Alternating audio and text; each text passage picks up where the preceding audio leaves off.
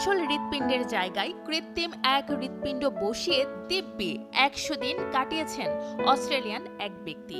অসুস্থ হয়ে হাসপাতালে যাবার পর তিনি জানতে পারেন হৃৎপিণ্ড বিকল হয়ে গেছে, বাঁচতে অন্য একজনের হৃৎপিণ্ড নিয়ে বসাতে হবে।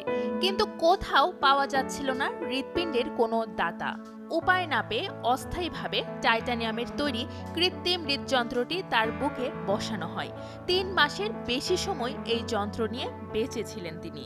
এরপর মানব হৃৎপিণ্ড পাওয়ায় অপারেশন করে তা বসানো হয় ব্যক্তির শরীরে। বাইভাগর নামের ওই কৃত্রিম যন্ত্রটি বিশ্বব্যাপী ৬ জনের শরীরে প্রতিস্থাপন করা হয়েছে। তবে ১ মাসের বেশি সময় এটি নিয়ে বেঁচে থাকা ব্যক্তি তিনিই প্রথম।